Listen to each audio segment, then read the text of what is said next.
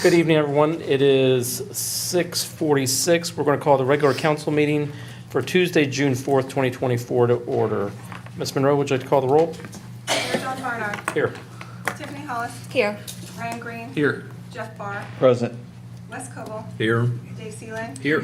Bob Orsini. We have Mr. Paul Grice from the Johnstown Independent Baptist Church to give the invocation. If you could please stand. First, let me thank you for this opportunity. The opportunity to pray for our government as they govern over us is something that has been lost in our society. I cherish that here. Please do not let this slide away. It is one of the distinctives that set our government and our country apart. Join me. Father God, we are grateful for the time you have given us, for the land that we live in, for the government that we have, for the opportunities you've given each one of us. Each person has the opportunity to become part of the government, should they choose to do that. That is something that none of us should ever take for granted. The service that these people provide, the time they spend, the dedication to their craft, Lord, we just pray that you would watch over them, give them good thought, clean thought, allow them to function in a way that is not only profitable, but is also glorifying to you. Lord, we're grateful also tonight for that which you have spared us from. When we think of the storms and those that we know around the country that have been through so much, and yet for some reason you have protected us, and for that we are truly, truly grateful. Now as we open the meeting and move forward, I would ask that you would watch each person, guide them, lead them, correct them where necessary, and Lord, above all, that all would be done for your glory and your honor. In Christ's name, amen. Amen. If you could please remain standing for the Pledge of Allegiance. I pledge allegiance to the flag of the United States of America and to the republic for which it stands, one nation, under God, indivisible, with liberty and justice for all. Good evening, everybody. Thank you for being here tonight. We've got a pretty full agenda. First item on the agenda is approval of the agenda. Do we have any motions on that? Motion to approve as written. Or I'll second Wes. No, I'll second. Wes. Are all in favor of approval? Yes. We received the minutes for the May 21st, 2024 meeting. Does any council member have any alterations, changes, or amendments to it? Hearing none, what is the will of council on the action on minutes? Make a motion to approve the minutes as written. I'll second that. Dave Seeland. Yes. Jeff Barr. Affirm. Ryan Green. Yes. Tiffany Hollis. Yes. Mayor Barnard. Yes. Wes Cobble. Yes.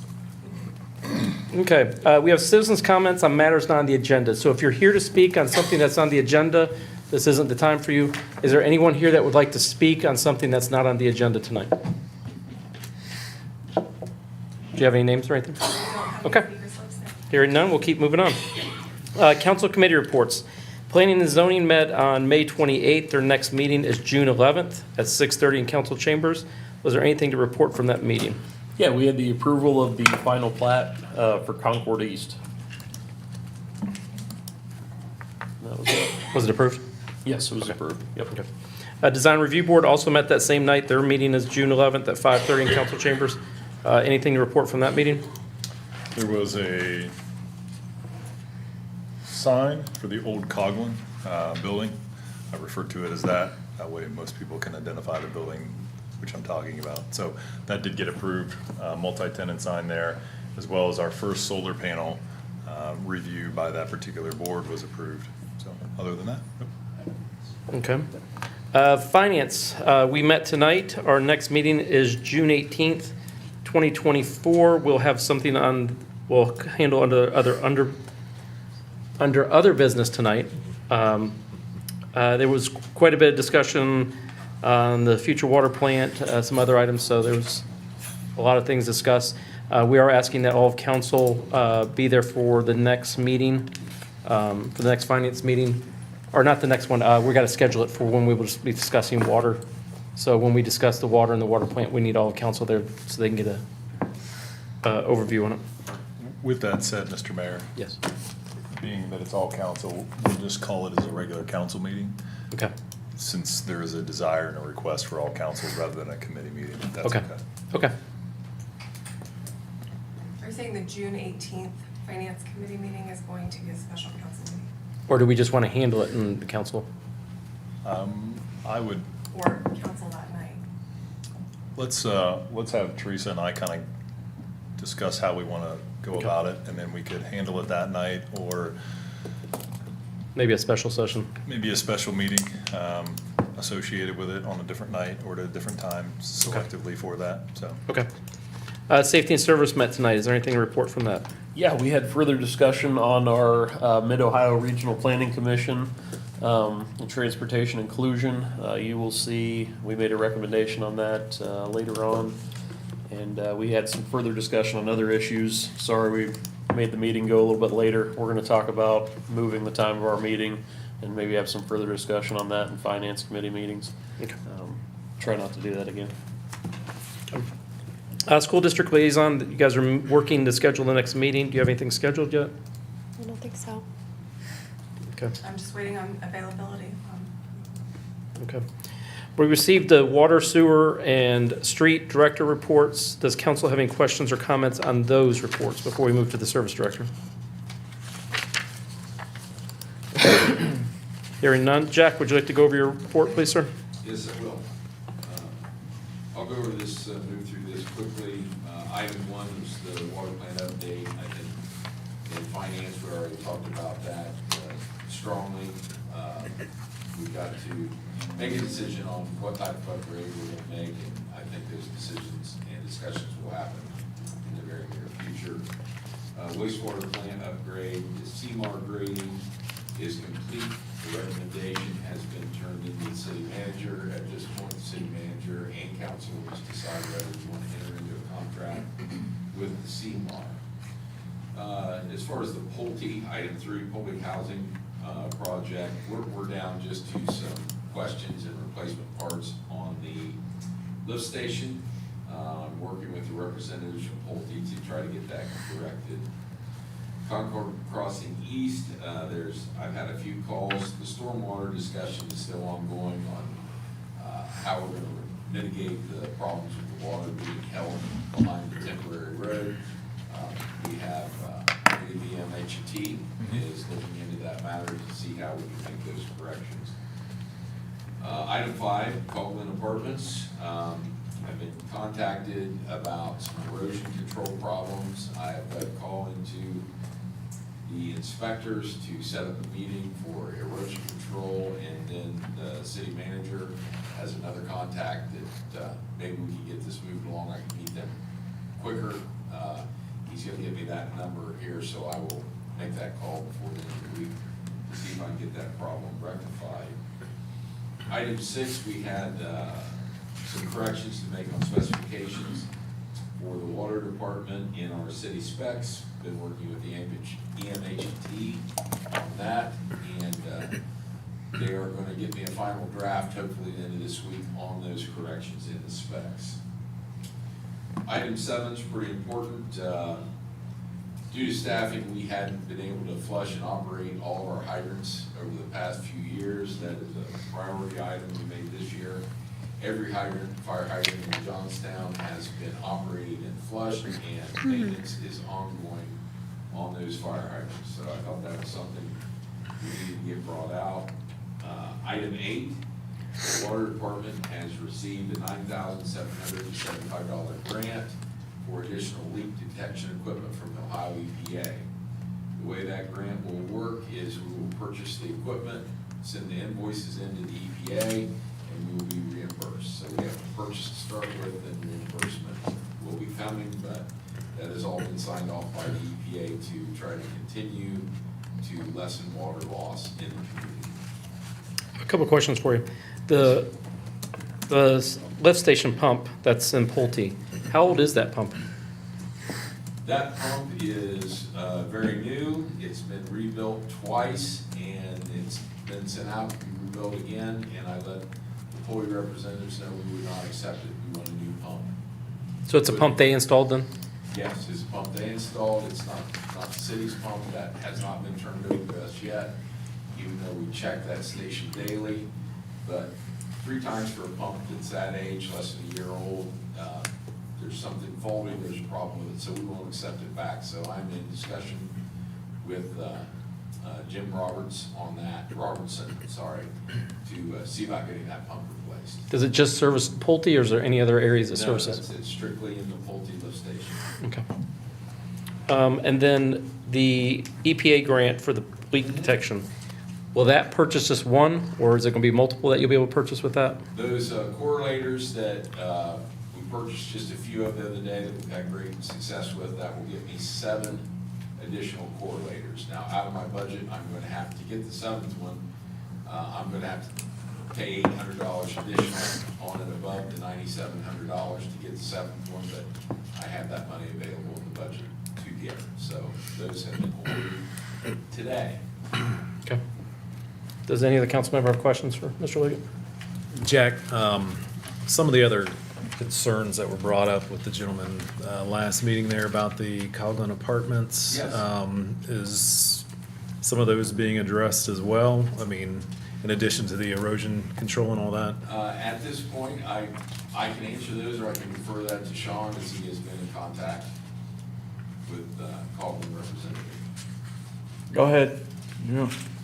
Or if you want to defer to me, that's fine. Yeah, go ahead. To be fair to You Jack. actually talked with them. Oh, Correct. I misunderstood. I thought. No, so I was able to reach out to the Coghlan representative last week, notifying him of some of the deficiencies that we saw. As I mentioned at our last council meeting, we were gonna have Jack and our code enforcement officer go out, take pictures, and give us some feedback on some items that needed to be addressed. Once those items were given to myself, went ahead and made contact with Coghlan, indirectly, didn't speak to Al Coghlan, but we made some contact. The grass, I believe, has since been cut. I don't think it has It's, been. maybe not? I think they cut out in It's front of not it. great from what I heard. Yeah. So, mind you, this was on Friday, so I was assured that they would get out there.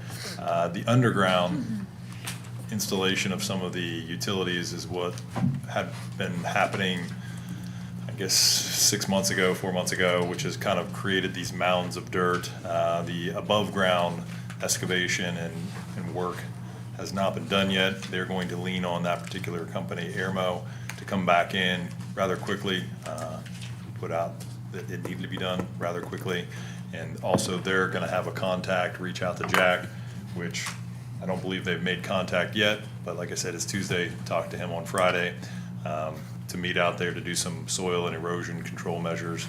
Sidewalks have also been identified as an issue.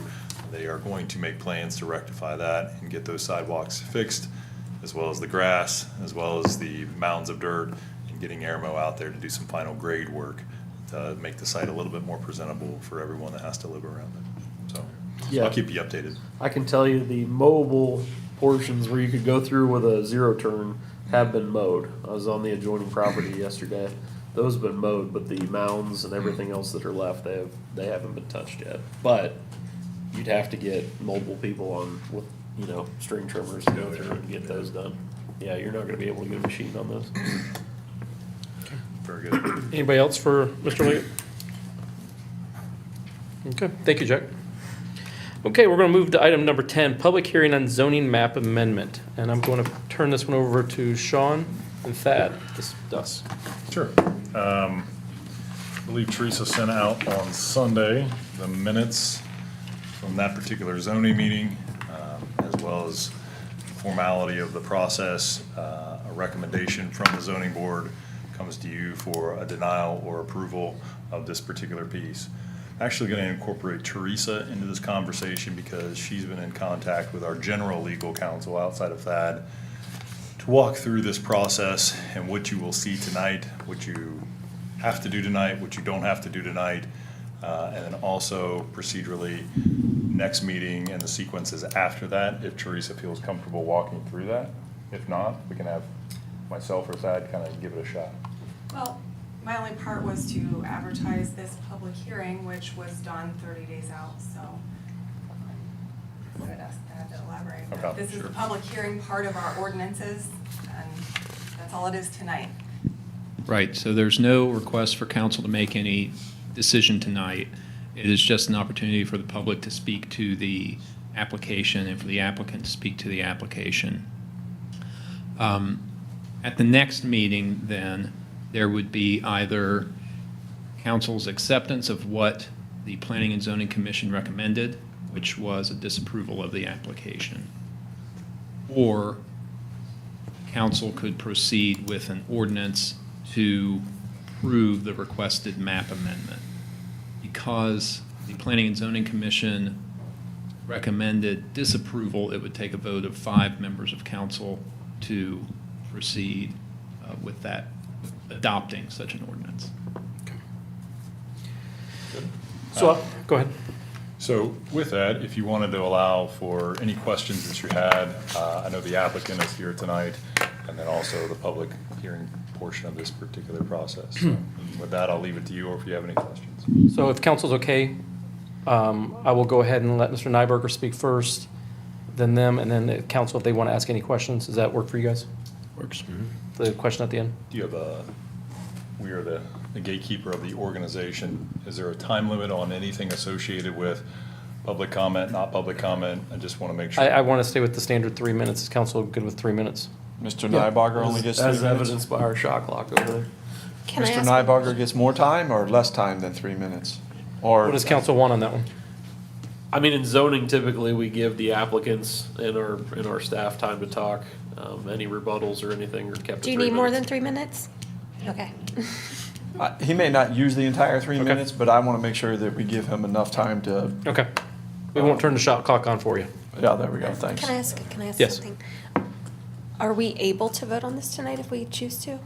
No. No. Okay. Okay. Mr. Nyberger, if you'd like to speak?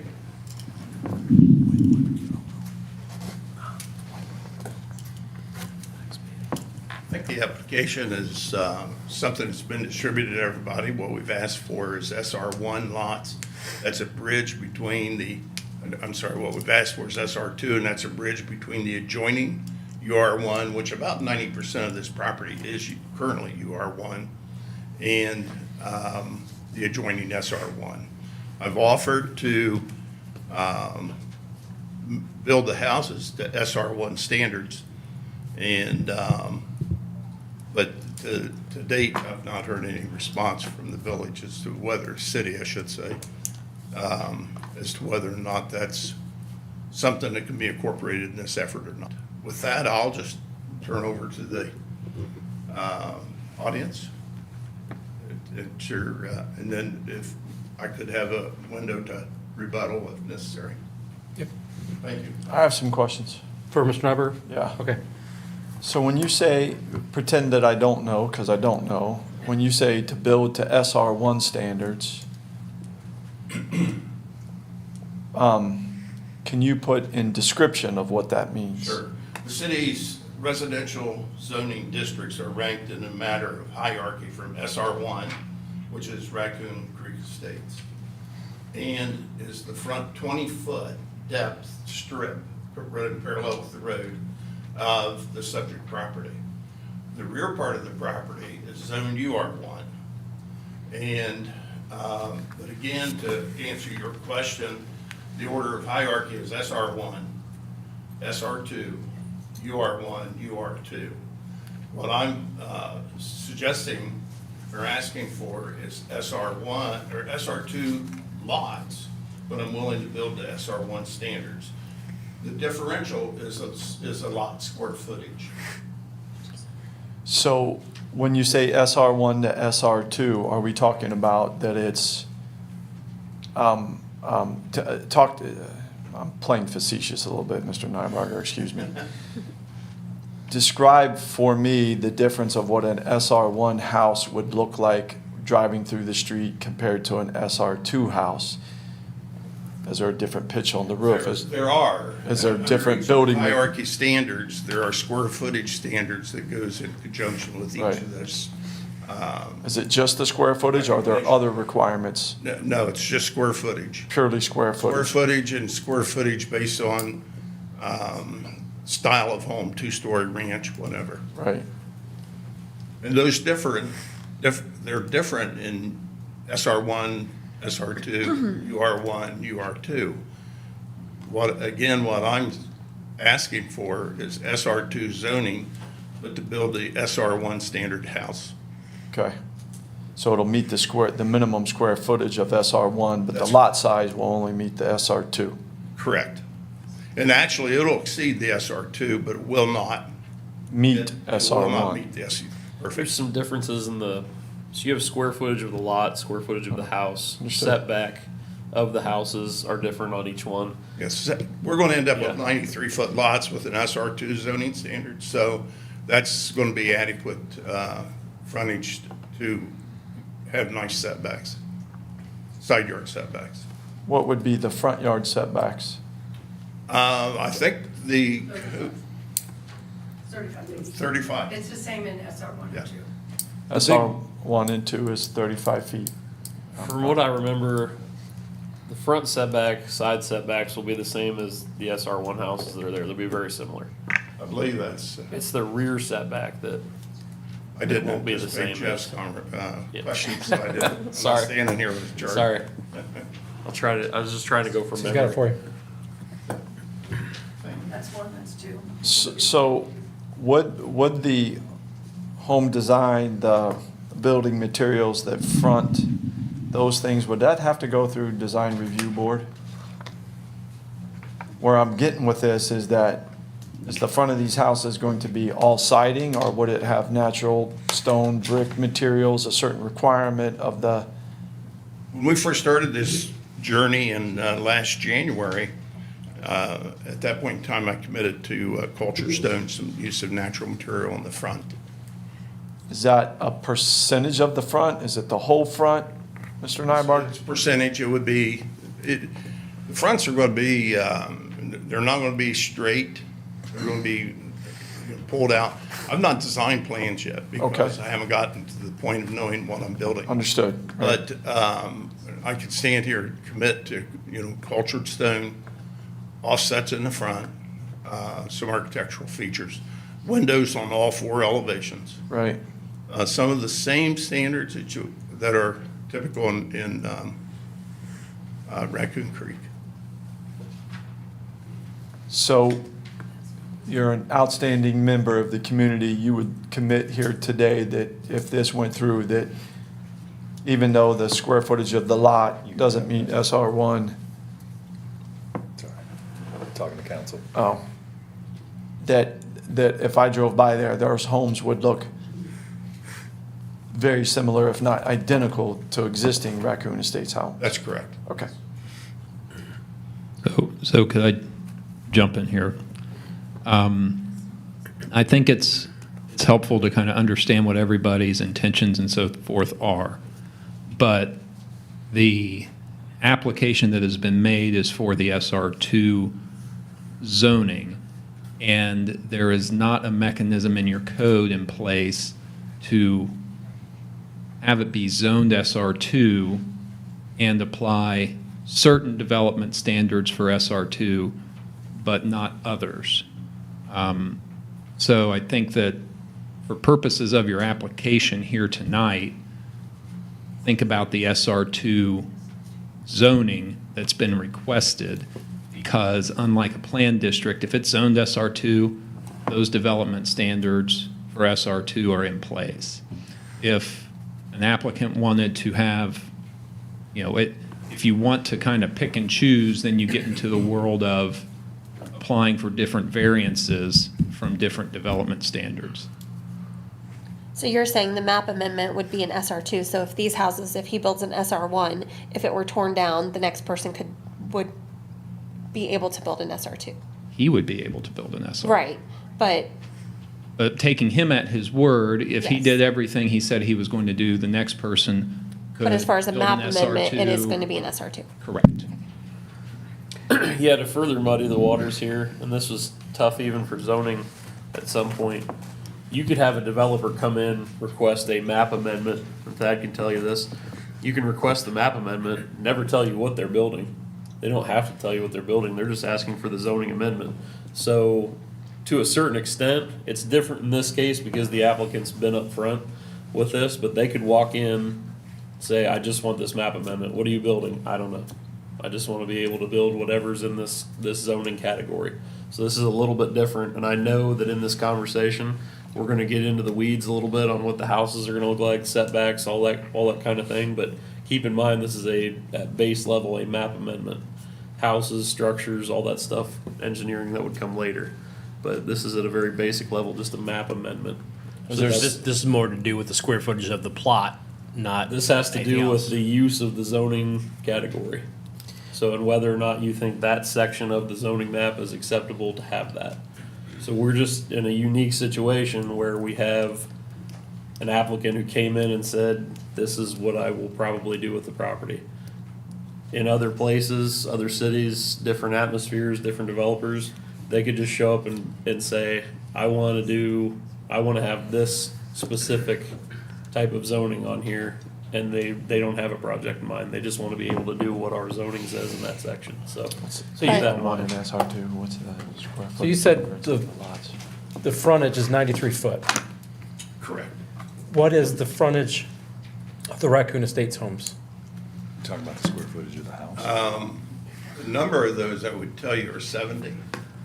I would, actually, Donnie, I'd want to research that for you. I'm going to tell you, 70's wrong. It's 70 only on an arc of a curve. And that would throw you out at probably That's the square 100 footage of the line. home, SR1 has to be minimum. That's a setback line. Is there, what is the ruling on, what is the difference on SR1 and SR2 in frontage? Is there, If you want me to jump in, I think I know the I'm just question trying you're to- asking. So SR2 distinction would, and I'm just gonna jump into the paraphrase, because I think I know where you're going, but this is where you wanna be. SR2 would allow for 3 lots to be built on this particular entirety of land. SR1 would allow for 2 lots to be built with the current zoning standards based on the minimum, maximum road frontage. I think that's what you're ultimately getting at, so I just jumped right to it instead of giving you. well, I was just also trying to see what the difference is if he's going to do 93 Specific and then. answer to your question, Donnie, is SR1 is 95 foot. That's front line. SR2 is 85. All right.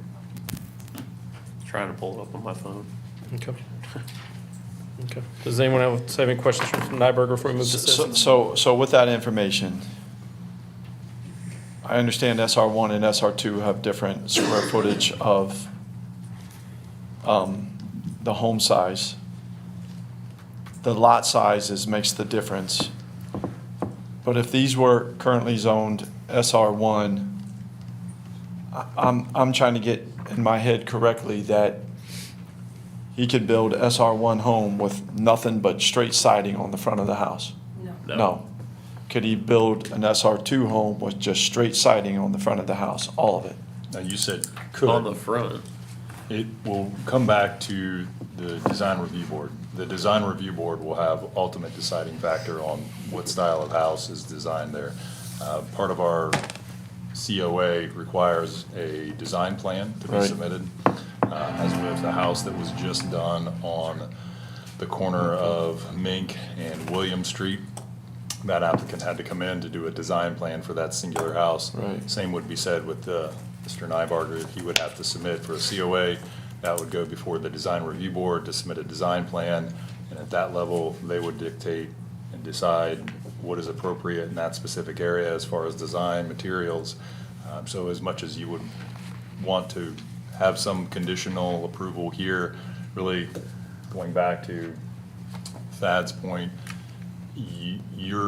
there's not a mechanism in place that allows you to do a conditional approval here. And those things have to work through their particular processes, and that board has the authority to do such a thing. Okay. Oh, Can I ask one question? Yep. It's actually that, just to clarify, all map amendment applications are on a case-by-case basis, correct? This doesn't set any precedent or change anything. That's right. All map amendment, they're unique pieces of property Right. and unique surroundings. Okay. Is this what they would consider spot zoning? No. So this is what, split zoning currently? Because it is split, and we've identified that we're trying to fix some of that in our comprehensive plan. And I hope you guys apologize with us. This is why the majority of us don't want to be on zoning, because it's, Okay, we've been through this before. yeah. Okay, so if we can open it up to public, we'll give each of you 3 minutes. That's twice as much as they let me have before. Well, we're nicer. I see that. I apologize if my voice sounds like a 12-year-old boy who's going through puberty. I just, real briefly, my concern is, and y'all don't probably know this, but where this is located is right around a 90-degree turn on Benedict Drive. All right? And that road has no curbs. It has no sidewalks. Okay, it's just a asphalt thing. There's a low spot on the inside part of the curve where there's ice in the winter and water in the summer. People park right before the curve, and as you come around the curve, it goes up. There's a hill. So this is very walkable. Everyone in our neighborhood walks this all the time. But the line of sight is a real issue today. So my concern is that depending on how many, I mean, I think it's great this guy wants to build a house. I don't have a problem with that. But the driveways coming out into this uphill turn right after our 90-degree turn is, in my mind, a safety issue.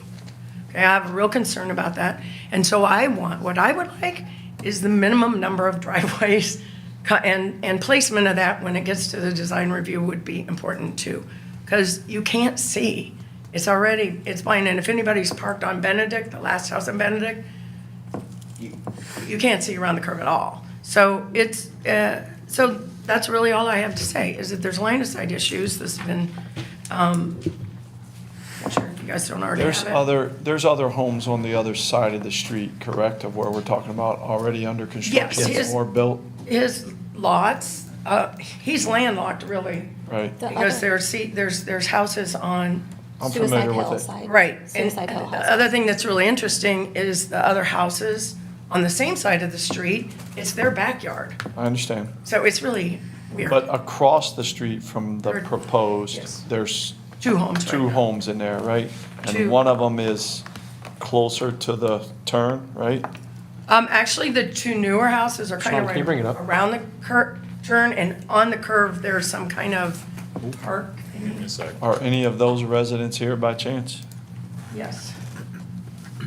Thank you, So sir. anyway, so that's all I have to say, is that I have a safety concern about the curve, about where the driveways would be placed if there are things done.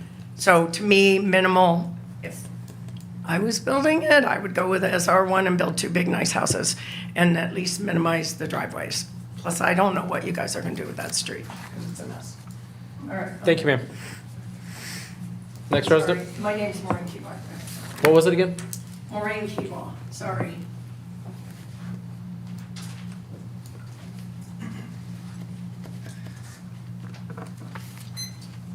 Yeah, that's a very good picture. Good afternoon, evening. My name is Rob Groy. I live at 108 Benedict Drive. I'm a registered professional engineer in the state of Ohio and Virginia for over 20 years, and I'll give a little insight into some of the engineering of what we talked about, the safety. We talked about line of sight and stopping distance. I'm sorry, I'll give you the extra time. Which home is yours? Down further. Yeah, right there. Okay, I'm familiar with it.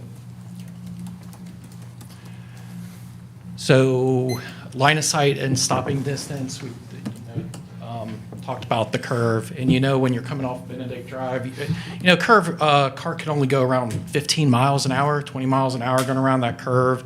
It's blind and you don't have the line of sight. But if you see something, you can stop pretty quickly, The problem is when you're coming the other way. If you're coming the other way, you're driving 25 miles per hour and your line of sight is looking up because you're going up a hill.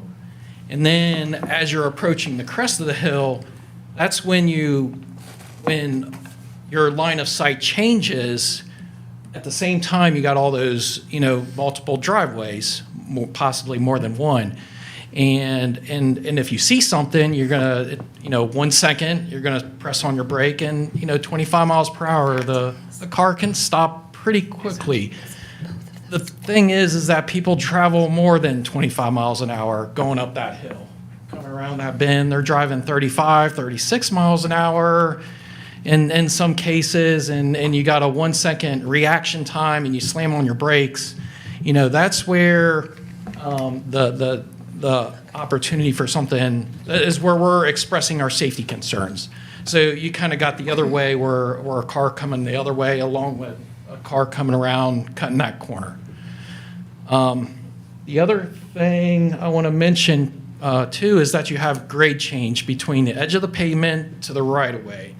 You can't really see it on this map, but from the edge of the pavement, it drops down to an open ditch, and then there's a significant grade change as it goes way up. What's way up, sir? On his side of Probably him? about 10 feet. Yeah, probably about 10 feet. So you got the edge of pavement, and you got the. I'm familiar with the edge of property. Has anybody right-of-way. actually ever measured it, No, I'm not claiming any surveyed it in expertise any here. way? Do you know, Jack, by chance? No, I've never had that. Okay, thank you. And so they're edge of pavement, the top of the curve, you're gonna have driveway pretty steep, and possible drainage and grading challenges. Not saying it can't be solved. Are the or- driveways across the street the same way? No. They're on an They're incline? flatter.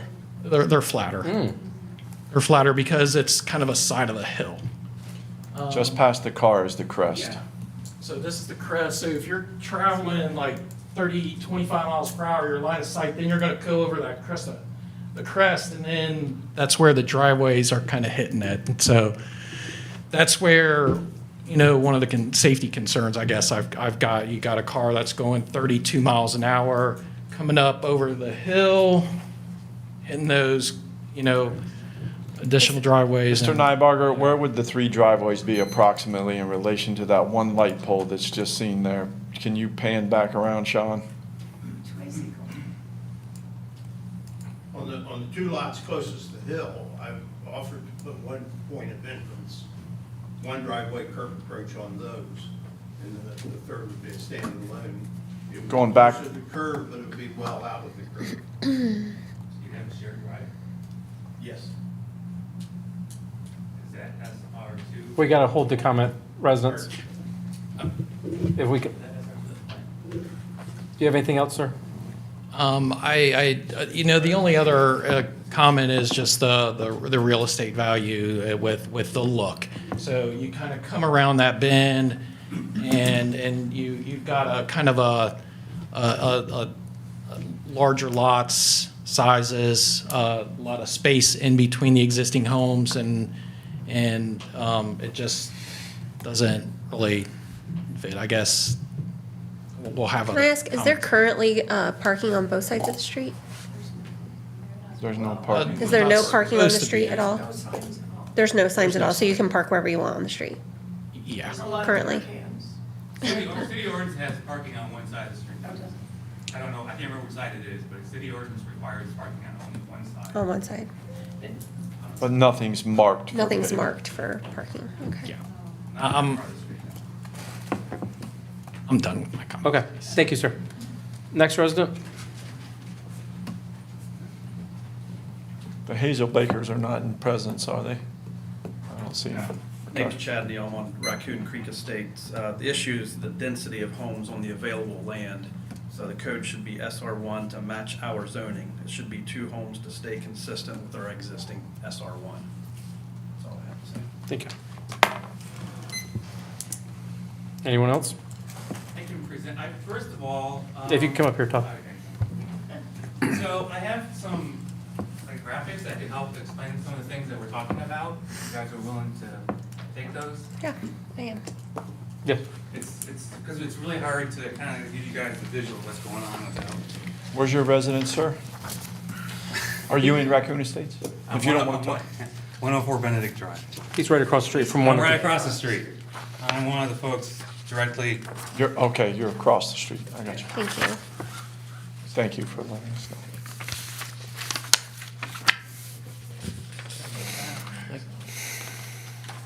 It's always helped to have visuals, especially when we're talking about trying. Alright, so the first one is in regards to the maps and everything. The second one I think is gonna be real helpful in regards to what we're talking about safety. And actually, some of the things we just talked about in regards to line of sight, and what we can see and can't see. So I appreciate you guys taking these. I broke them apart because I wasn't quite sure if you guys were gonna look at these or not, or which ones. Before he gets started, and I'm gonna give you your time, sir, the SR1 or SR2, I'm familiar with the topography of this particular area. Is there anything in our code that would require the owner and developer and builder to do anything about that potential line of sight issue that's being raised, where it would have to be flattened out more, graded or something? Is there anything in our code that would require them to do something, whether it's SR2 or SR1? Do you want me to jump into that, or you want that? I'm more than helpful. Thad, Jack, Oh, PD, city manager, anybody? There could be something in there. So, I know where Thad wants to enter a comment, but I'll dive into this. The question was, is there anything in our current code that would establish where a curb cut exists? I will need to double check in the code to confirm, but it is my general assumption at this moment, with the information and reading it in the past, that the city manager, the service director of the police department have some authority as to where curb cuts are allowed. So there's no necessarily finite definitive piece that says shall be here, here, and here. There may be something as it relates to a fire hydrant or a turn or something along those lines. But from what I remember in our particular ordinances, it does have the discretion of the city manager, the director, and the police chief to have some say on where a curb cut is entered into and where it cannot be and where it can be. And that section is independent of the zoning. Correct. Okay. Yeah. And would one also assume, it just conjured up something else, I see 20, 30, 25 miles an hour, et cetera. The city, I don't know what person or persons or groups, would also have the ability to lower the speed limit on this particular street too, correct? There are provisions that allow you to regulate the speed in certain areas. I believe in our business districts, downtown, for instance, we're allowed to make a speed of 25 miles per hour. I'm not sure what it looks like in our subdivisions. I'm assuming there's probably a similar situation at 25, and some of it's identified by the classification of the roadway. The state route is really where we have to follow some different guidelines Understood. outside of what we would like to do, but I believe in the subdivisions off the state routes, we have some autonomy from what we want to do, which is probably why there's 25 miles an hour speed limits throughout some of the subdivisions. Where my mind is going there is where the public is raising the safety issue, and regardless of what does or doesn't get built in there, that if there's a safety issue with the crest of the hill, the line of sight, et cetera, should we also be taking a look at, again, regardless of the number of houses and where the driveways are at, of lowering the speed limit from its current 25 to 15 miles an hour, or even 10 if it's that unsafe in there? And I'll piggyback off that. Are we able to put a stop sign at the 90-degree turn? Is that an option? You're getting into the engineering of it, which I don't want to dive because I'm not an engineer. From a stop sign situation, at first blush, I would say, given the fact that it is a continuous road, a stop sign may or may not be appropriate. I don't know. I would have to get with our engineering firm. As far as speeds that are in that area, I'm assuming the residents probably know the speed limit in that area. Is it 25? Is it 35? 25. 25. But rarely is it used 25 because Benedict is a cut through to get to Edwards because people don't want to sit on 62.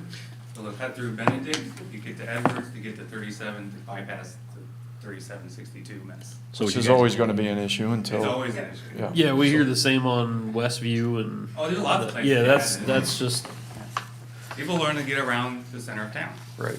I guess that might need a directed patrol and a zoning change. Well, you guys, since a lot of houses have been built out there, you guys had some patrols out there. It does seem to help a little bit, but cut throughs. Someone's in a hurry, they're gonna go right through there. Sure. Well, thank you for these. Do you want to go ahead and start your? Okay, yeah, well, okay. Yeah, like I said, these were available to kind of help visualize things. If you have questions about the traffic part of it, I can go over that at the end.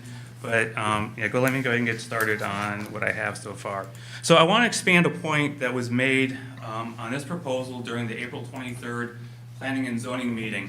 The zoning ordinance criteria 1137.06 per B refers to the compatibility of the proposed amendment to adjacent zoning. And if you look at the map, the adjacent zoning I'm referring to is the SR1. In the April 23rd Planning and Zoning meeting, Ben Lee used the phrase highest and best use to help define compatibility to adjacent zoning. Highest and best use is to prevent impairment to adjacent zoning of higher use. In this case, the highest and best use is SR1. Yes, at one time, UR1 was the highest and best use of the applicant's proposal would have been appropriate at that time, but since the development of Raccoon Creek, SR1 is now the highest and best use. That is adjacent to the applicant's proposal. Also, it was mentioned that frontages and setbacks in the proposed zoning changes will be similar to other houses in Raccoon Creek. That's irrelevant. Property frontages vary greatly in Raccoon Creek. What is relevant is the density of homes allowed per acre. The proposed change will allow 3 houses per acre, while SR1 allows only 2 houses per acre. 3 houses on an acre looks and feels different than 2 houses on an acre. Thus, the proposed change creates an impairment to the existing SR1 homes. It may appear that SR2 is a compromise, but the only compromise being made are the residents in Raccoon Creek who will be negatively affected by the proposed change in the form of lower property values and zoning that does not meet the highest and best use. We're not against the applicant wanting to develop the property. We just want to see the proposed align with the highest and best use of the area. Let the applicant come back with a proposal that aligns with SR1. I ask the City Council to uphold the Planning and Zoning recommendation to deny the map amendment based on Zoning Code 1137.06 Part B for failure to meet compatibility of highest and best use with adjacent zoning. That's the map part. I will be happy to answer any questions you might have about the traffic, because there's lots of things going on in that chart. Is there any subject matter expert that can attest that there would lower value? Well, tonight's the first time I heard John say that he's willing to build to SR1 standards. Okay, When we met with him back in January, he said he had no intention of doing that. okay. No, You did. I beg to differ with you. I never. We're not, guys. Give this gentleman his opportunity, Mr. Nybarger. We acknowledge that we would let you Rebuttal. speak again, right? I Yes, think he'll that's- have his that's chance at the fair. end, once we're done. Are you, You were saying, sir, that this is the Just- first you just heard that it would okay, propose so Highest and SR1. best use, right? The highest and best use of the area is SR1. So I would, as a person that lives across the street from this property, don't want my property values lowered. I understand.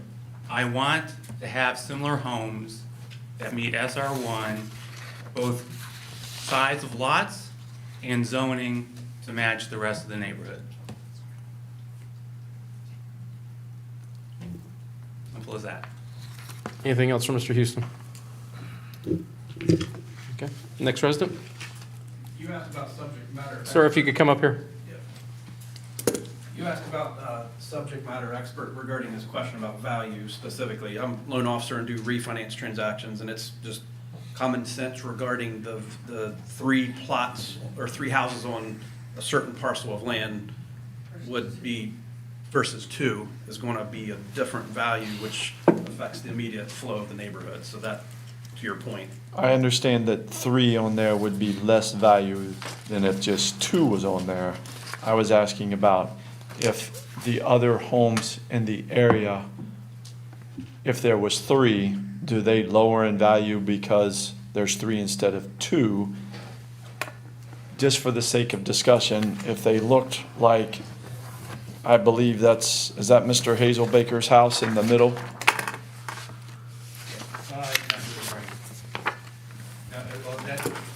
Look at this third picture.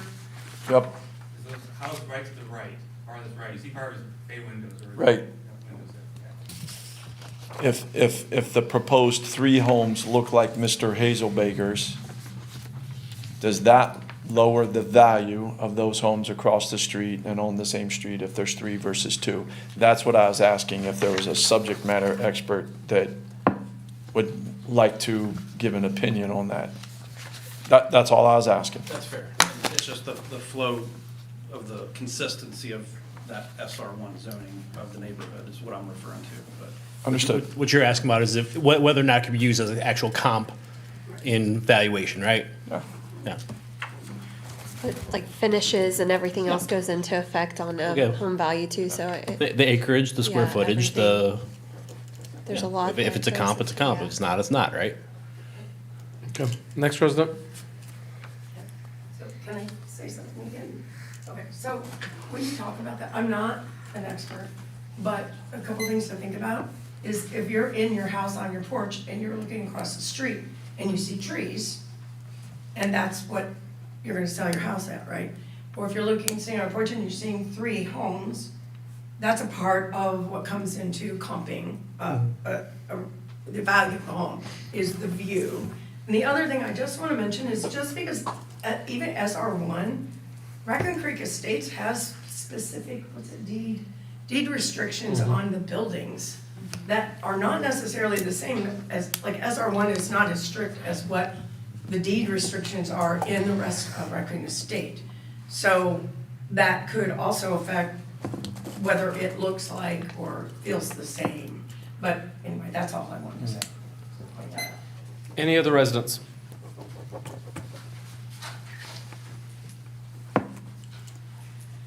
I would just like to voice my opposition to putting 3 homes there. And like she said, we live in this community. We paid a nice premium price for our homes. And we would like for everything in the community to continue like that. The other people that build in there will have to have the same standards as we do. These are new homes. The size of the lots do are a part of the value of the home. And even though he says that he's going to build an SR1 home, he's not legally binded to. So that concerns me a lot. So, thank you. So it's split. Anyone else? Going once? Is there any historical context of how this sliver is SR1? And I know that the SR2 has always been there. No, it's not there at all. What's not there? SR2's in that community. No, I'm talking about the majority of this land is SR2, and it's the sliver of the frontage. So you have, No? if Sean could pull it back up, you have a Hold on, hold on. strip that's SR1, and then the rest of it, the majority of it is UR1. You are one. Jeff? Yeah. It's like really small slivers, Yeah. SR1, and then the It's bulk like of it is UR1, which is even lower standards. Right. So I think what Jeff's saying is there any history on how that was created, Sean, do you know? Yes, and I'll try to fill in for Trevor. Trevor was really the one handling some of this and has probably the more descriptive and defined way to describe it. But I will give it a crack here. And I can bring him back for the next meeting if I fail to provide you with the information, because this all kind of came to light as we were working through this. So I'm going to use a map to hopefully provide a visual aid for this particular explanation. But the first thing I'll start off with was the roadway that this is on, which is Benedict, was not always a public roadway. it was a private drive. And, here we go. It was a private drive. Given that it was a private drive, the city did not have this ownership here. So being that it was a private drive with an easement, the roadway just simply would have ran through the easement, allowing for these actual parcels here and here. I don't know how it was defined earlier, but probably here to go across the street. So at one point, this section here was associated with this lot, and probably some of this lot. I don't know the specific breakup of it prior, but once this became a public roadway, it then isolated this parcel from the original parcels. I believe John was with the developer at the time, whenever that transpired. He may have further background on it. I don't have any personal background on it from an information standpoint, but I believe it happened in 2010-ish, but I'm gonna talk out of school, so John may have further information, he may not. And if he wants to divulge it, that's up to him as well.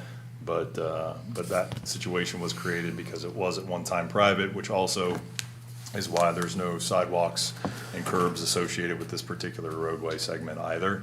The other areas do have some sidewalks identified with those particular pieces because these were identified as a public roadway, as to this was not.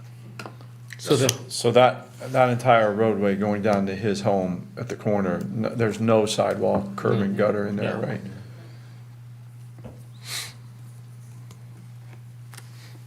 Okay, any other residents? Okay, Mr. Nyberger, if you'd like to come back up and.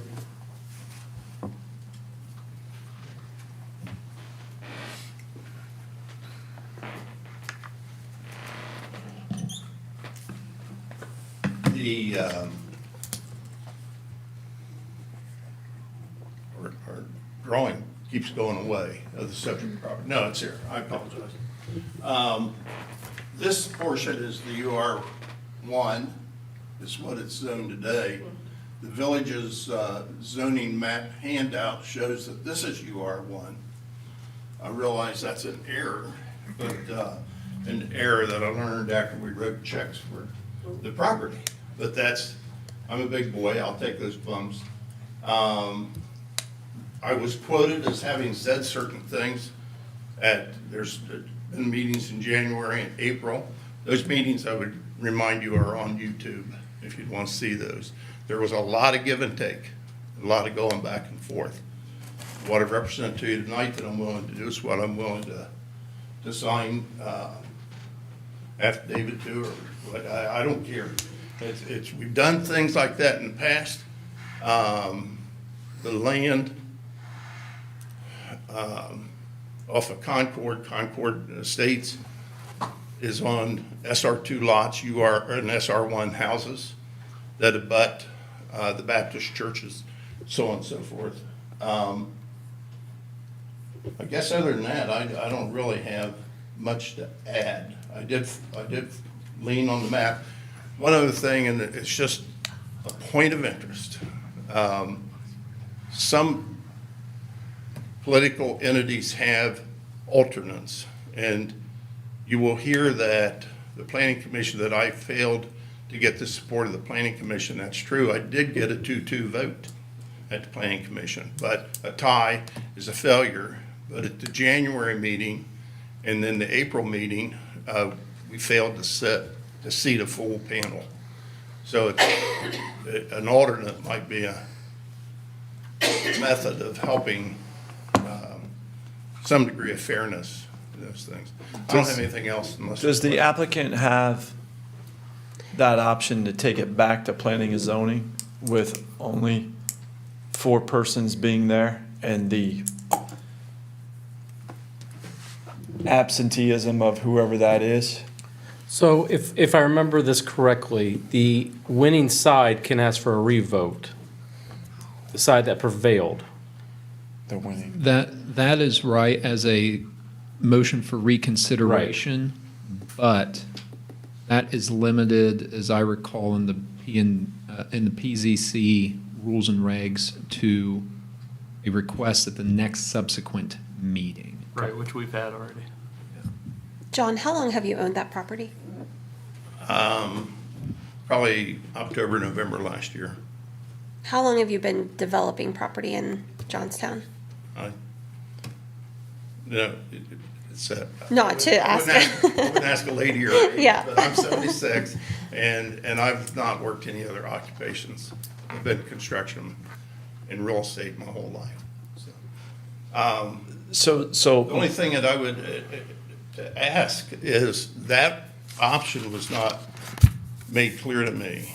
I was told I could stay with the vote, or I could withdraw. And I'm speaking strictly the January meeting. Again, that's all recorded on YouTube. So as it currently stands now, he does or does not have the opportunity to go back to planning and zoning. The motion for reconsideration would Has have to to be come from brought up council. by the prevailing Yes. side, which it was a tie vote, so how do you even do that? Yeah. We didn't. It would have to come from the planning and zoning board to ask for Right, and it would have reconsideration. had to happen at the last meeting. And they didn't. There was nothing he could have done to ask for Right. reconsideration. It has to come from that group. Planning and zoning? Yes. Yes. So to your question, no, there is not an avenue for him to take this application back. Back to planning and zoning. That's why it's in our It's lap. over. Yep. Any more questions for Mr. Nyberg? This is just the public portion today. I do. Mr. Nybarger, in a short version, can you explain to me, please, I guess, why you want the 3 versus 2 if you're willing to build SR1 homes? There's two factors. One of it's the land cost versus the house cost. The house cost, obviously SR1 on a larger lot's going to be comparable to the SR1 on a smaller lot, which you spread your original dirt cost and development increases of cost over 3 units instead of 2. Okay. I'm assuming that whether you build 2 or 3, that somehow, some way, you'd still be profitable. Oh, Obviously, if you build, Back to Ford, I wouldn't swear to you you'll be profitable with, Right. I don't know what OSB is gonna be a year from now or 6 months from now. I understand. But I would take my chances, yes. If it were UR1, is it still 2 houses? If you were to just keep it UR1? UR1 would be 4. 4 houses. So if left as is, you could build 4 Which is a lot been said UR1 about, houses. I'm sorry. She doesn't have any. Go ahead. No, I'm just curious. That was never There's a brought lot been into said about, it's more favorable to the SR1 houses. I had joined I joined 4, 5 counting the corner house, UR1 lots adjoined. I mean, about to them. So at what point in time do we consider what's across the street versus what's, when we talk about. Adjacent. Maybe I'm the fool in the room if I try and do the SR1 house against the UR1 houses. Back behind. And that's casted dispersions on people that I don't care to do. But that's just reversing the observation that's been made. Yeah. So what stops him from right now from building 4 houses there since it's zoned? There's no frontage of the UR zoned parcels because of that sliver of SR1. Okay, so the SR1 really messes But it up. legally, I'd like to add, I can honor the SR1 requirements for all the dirt that's SR1. Keep in mind, there won't be any wood built on on anything other than UR1. I'd have driveway improvements and utility improvements across those. But I can honor, and I demonstrated that in a drawing, to the village. Okay. There's a portion of the ground that's SR1, which is slightly more than 10%. I can honor the frontage requirements. And That's going to be some funky looking lots. But legally, I feel that that's possible. I choose to go this route rather than try and meet some new attorneys at my age in life. The issue with that is the UR1 parcels themselves do not have frontage. And that's a matter of legal description. I mean, it's adjoined to the SR1 and the SR1 is frontage. So, you know, I don't know how a court would look at that. I don't care to learn how a court would do. I'd do 3 in a heartbeat. But you know, please understand, you know, I mean, anybody's got to follow their options. And I'm telling you, there are no building materials, no part of any house will be, and Johnstown's code doesn't address mixed zoning that I can find, and Trevor hasn't showed it to me as well. And you know, I know this isn't a court, that's just observations. I'm not trying to be adversarial either, but as the city's legal advisor here tonight, my legal opinion is that the way that the zoning code is written, the UR1 parcels themselves would have to front on public right-of-way. They can't piggyback onto the SR1 strips parcel.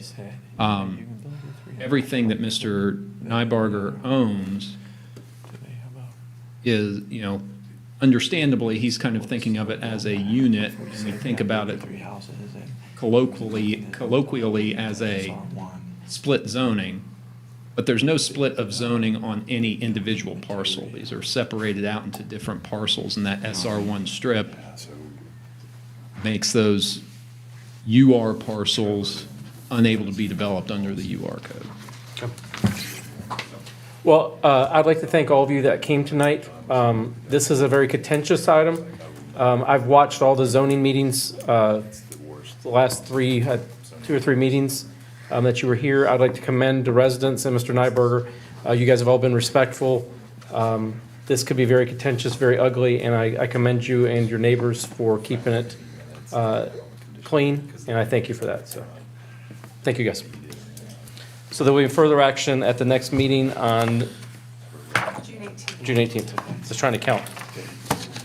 So, okay, we're going to move to tabled legislation, Resolution 2024-14, a resolution to adopt the proposed comprehensive plan as presented, tabled on April 4th. We got the revisions back. We have a couple more revisions to send to them.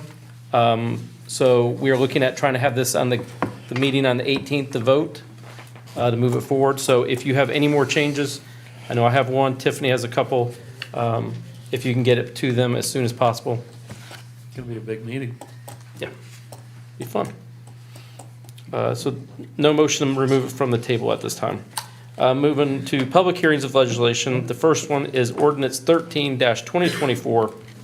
An ordinance to declare the improvement to certain parcels of real property to be a public purpose, exempt 100% of that improvement from real property taxation, require the owners of those parcels to make service payments in lieu of taxes, provide for the distribution of the applicable portion of those service payments to the Johnstown Monroe Local School District and the Career and Technology Education Centers of Licking County, establish a municipal public improvement tax increment equivalent fund for the deposit of the remainder of those service payments, specify public infrastructure improvements that directly benefit those parcels, and to declare an emergency.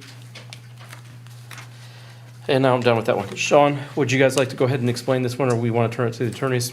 Yeah, I'll take a break. This is the second reading of this. Yes, it is. And not to get them out of sequence like I did last time, I'm not going to bore you all with something that the attorney's probably going to do a lot better job of discussing and providing you information with. If they're willing to speak on behalf of this, I'll defer to Craig Stipe, the representative of the property applicant.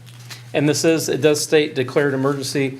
There's 2 reasons for an emergency on an ordinance. One, to waive the first reading and go directly, or a second reason to declare emergency would be to waive the 30 days for it to take place. This is waiving the 30 days post-vote. Mr. Stipe? Mr. Mayor, members of council, it's good to be with you again. This is the TIF ordinance for the Johnstown Gateway area. We are here tonight requesting that you table further consideration of this ordinance to your next meeting. Because even though the Joint Vocational School District is going to get everything it would otherwise get from the development on these parcels, there is still a 14-day notice requirement of sending them a copy of this ordinance before it is adopted. And that didn't occur until May 29th, so it is premature to adopt this ordinance, even though it's no harm, no foul to the JVS, just like it's no harm, no foul to Johnstown Monroe schools. You are correct, Mr. Mayor, with respect to the reasons for having emergencies, and because we're postponing this, and there is a prospect on the line here, it's even more important that this ordinance, when it is passed by council, take effect immediately rather than waiting yet another 30 days. Okay. Based on the desire of the applicant, do I have a motion to table this ordinance? Motion to table it to the June 18th, 2024 meeting. A second. Dave Seeland, Yes. Jeff Clark, Affirm. Ryan Green, Yes. Tiffany Hollis. Yes. Mayor Barnard, Yes. Wes Coble. Yes. Okay, moving to ordinance 14-2024, an ordinance to amend the Johnstown Community Reinvestment Area Number 4 to add approximately 385.5 acres to that area and declaring an emergency. Mr. Stipe? Mr. Mayor, members of council, this is the same ordinance that was before you at the last council meeting. It expands your pre-existing Johnstown CRA number 5 to incorporate this additional 385 acres. It permits within that expanded area the same possible property tax abatements that were there when the original area was created in 2018, which is up to 15 years, up to 100% for commercial industrial new build property, limited to 12 years for commercial industrial renovation property, which I don't think is in most people's minds here. This is not a commitment to a tax abatement, but if there are going to be serious discussions about a tax abatement with a prospect, the only way those discussions can be taking place is if the area has been drawn to incorporate this additional 385 acres. Otherwise, we don't have the prerequisites in place to have those discussions. If council adopts this ordinance this evening, and that's our request, then it would simply be sent to the Ohio Department of Development, as you did with the 2018 ordinance, as you did with your prior ordinances. So there's a record with the Department of Development that this is a potential tax abatement area. So if I'm looking at this right, this is basically just adding this parcel to the NCA that's already created. To the CRA. It's the CRA that's already CRA created. number 4. Yes. In a way, yes. So what we're doing with this particular legislation is setting the boundaries. This does not, I don't know the word that he used, potential. This is a potential for someone to receive a CRA, not an absolute situation. So this mechanism here, what we're doing is establishing the boundaries. Another piece of amendment or legislation at another moment in time would then identify maybe some qualifying pieces that would have to take place in order for someone to be eligible for a CRA. So they are two separate items, unless I'm misspeaking, and I'm getting nods. So far, so good, so that's good.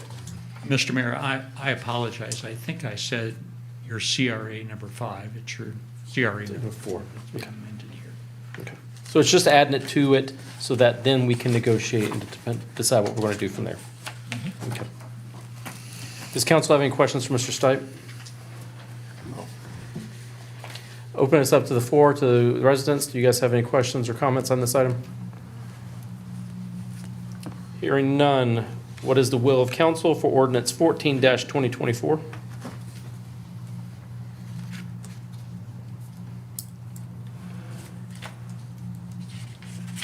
I'll make a motion that we move forward on ordinance 14-2024.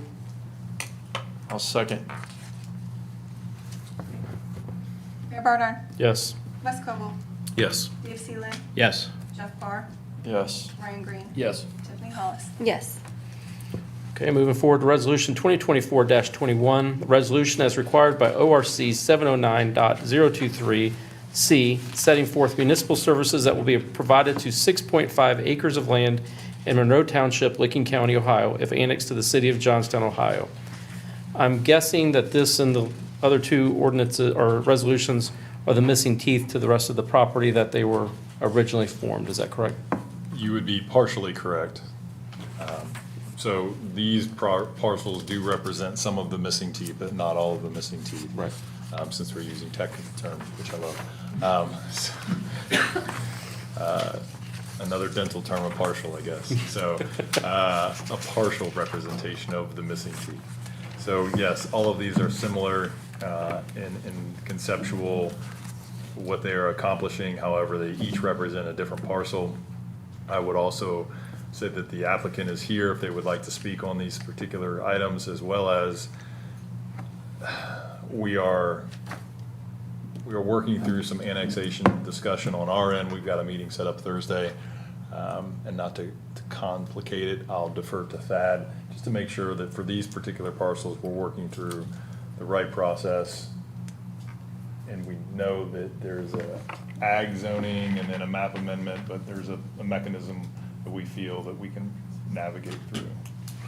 Yes, there is a mechanism that we can navigate through that was built into the PD district process chapter that was adopted last year, so that they would come in with an amended preliminary development plan for these properties. That can be done contingent upon the annexation under existing code. That comes again through Planning and Zoning Commission and Council, so you see it again as an amendment process, but under Chapter 1165 and not under 1137. The other thing I would add, just as a matter of clarification, is resolutions 24-21 and 2024-2022 are simply the services resolutions which set the stage for later proceeding to finally accept the annexation of these parcels. 2024-23 is the acceptance of the annexation. So I just want to make sure. These right here, once they're annexed, this isn't annexing these two yet. This is just saying that we're going to provide the service to them if they're annexed, correct? It is identifying the services that would be provided to them if they are annexed, yes. Once they are annexed, they will come to planning and zoning. Mhm. They will request they be added to the PD district. Mhm. And then they will, once they're approved by planning and zoning, then council, they'll be in the designated PD district with the zoning that follows that. Yes, and they may choose to start that process with planning and zoning, if planning and zoning is willing to hear it, before the annexation is complete. That's what happened previously. Okay. But the final adoption would be when annexation is complete and then zoning by council. Okay. Does council have any questions for, or does Jamie, do you want to come up and speak about it?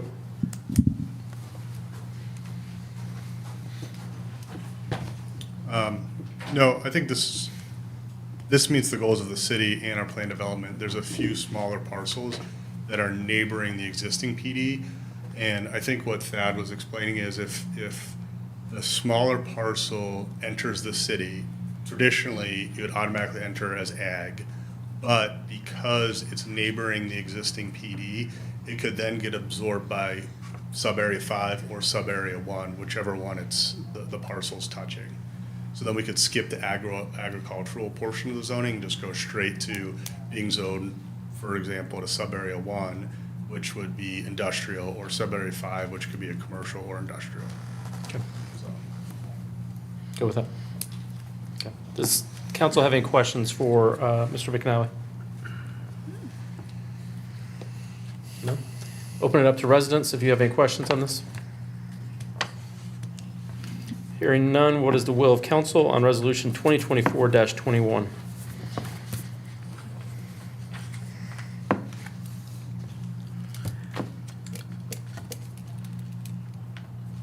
I'll make a motion to move forward on Resolution 2024-21.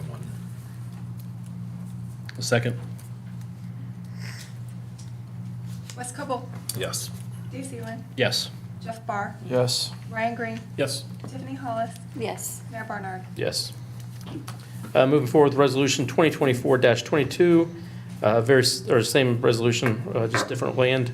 Resolution as required by ORC 709.023C, setting forth municipal services that will be provided to 11.2 acres of land in Monroe Township, Licking County, Ohio, if annexed to the city of Johnstown. So once again, this is just saying that we will provide the services to this land when annexed. It's, again, one of those parcels. Anything else different on this that you'd like to add? no, it's the exact same. Okay. Does council have any questions for Mr. McNally? Hearing none, is open to the residents. Hearing none, what is the will of council on Resolution 2024-22? Make a motion to pass Resolution 2024-22. It's my turn. I'll second. Jeff Barr, Yes. Ryan Green, Yes. Tiffany Hollis, Yes. Mayor Barnard, Yes. Wes Cobble, Yes. Dave Sealand. Yes. Moving to Resolution 2024-23, a resolution accepting an annexation of 5 acres, more or less, from Monroe Township, Licking County, to the city of Johnstown. Now, this one is different because it is annexing it in officially, which it now has to go to the county, correct? Correct, and I misspoke earlier, so pardon my inaccuracy. The first two were just for a resolution, which we can provide services through. Some of that calculation from water and sewer usage have been already evaluated. So the resolution accepting annexation, the final one is for the actual annexation of it, and I'll defer to the applicant for any other information, but yes, you would be annexing this. We've still got to work through the ag versus PD. Hearing some clarity tonight from our legal counsel, it sounds like this is going to come in as ag. As soon as a preliminary development plan would be presented, as soon as planning and zoning accepted that, it would not require the traditional zoning map amendment, but I think that's something that their legal counsel and our legal counsel are going to work through, because it's identified in a previously agreed upon document through you all back in October through the PD district that had some provisions set forth in there as a mechanism to move forward in a different way. And I get a nod, so we're good. Okay. Does council have any questions for Mr. McNally? I do have one question. Yes, sir. For our staff. So, in the case of the PD district, we held up the, mutually agreed to, we held up the zoning on that until, or the annexation on that until all the zoning was done. So would you like to just table this until we get the zoning done on that and you're all in agreement, or do you want to do it now? What's cleaner? We'd like to proceed with the resolution acceptance today. Okay. I appreciate the consideration. I think it's a little bit different because this is rounding out the existing site, and it seems like this makes the most sense to, that sub-area 1, off the top of my head, I don't know if it's 187 acres around that, give or take. This 5 acres would then be included in that 187. Yeah. I mean, it's no mystery what's gonna happen with this property, so. No, yeah. I mean. But All right. I appreciate it, though, but yeah. Any other questions? Okay. Open up to residents for any questions? You guys are quiet. Okay. What is the will of council for Resolution 2024-23? annexing 5 more acres into the city of Johnstown.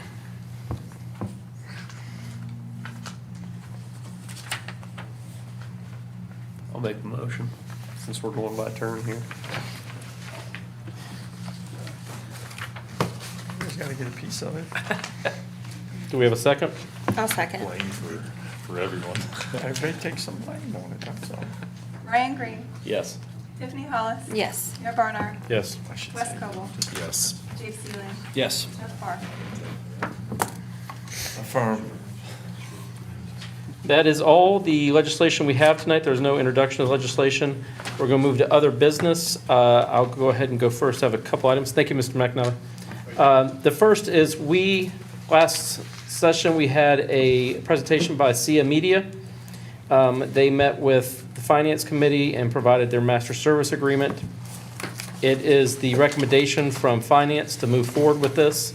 It is a $2,500 monthly fee.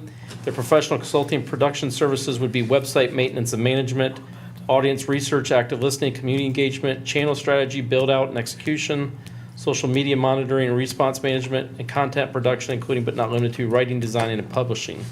I believe this is like everything that we'd asked for. It's $2,500 a month. There could be additional fees on a monthly basis for subscription to Other services. Yes, subscription to other services, or if we have to put out mailers, stuff like that, the cost incurred with those. So I would like to make a motion, or does council have any questions on this item? Just from my side, financially, how does this align with our previous partnership with our vendor that we cut ties with? It's same price or cheaper, was it? I'm sorry, I was. The one we had last year. It's the same? It may be a little less. Oh, okay, sorry, I'm back into the conversation, we're back in the game. I was stuck on another issue earlier this night. Your question was, what was our expense for the communications piece Yes. last year? It was $2,000 a month. Okay, so this is $500 more a month. I'm gonna check out again. Yeah. So, From the conversation, so this will be $500 more a month. From the conversation, it seems like that was more of a retainer. There will be added components that come up as a suggestion later on. So I don't know if this is something you want to vote on tonight or if it merits further discussion. They are ready to go and start working tomorrow If you morning. wanted to if we're see ready. more language on this or anything else. I think from the conversation that we've heard from him and his partner's presentation, was that last council meeting? I believe it was last council meeting. I think it's a little bit more Johnstown centric versus whether the previous piece was, and if the cost of that is only $500, and understanding the subscription pieces to components that the other provider, the other vendor never even would have thought of, quite honestly, considering the product that was received for only $500 more and having a plugged in member of our community. I think that's a better spend, and a pretty decent investment. I really like what they said here in their proposal is active listening and community engagement. I think that's what we need to know what the community's wanting so that we can make the decisions that will go forward for the city for the future. And knowing that from the community, having someone that can provide that to us, I think will be beneficial to council. What term are we committing to? It is 1 year, June 1st, 2024 through May 31st, 2025. I gotta be honest, I'm uncomfortable with the amount. Okay. I am. And I'm going to go with that sentiment as well. It's a little more than I thought. I loved everything they presented. What fee are you looking that you'd be more comfortable with? I don't know. I mean, I definitely don't want to increase what we spent last year. I don't think it's a fair apples to apples comparison because last year we were getting newspaper clippings.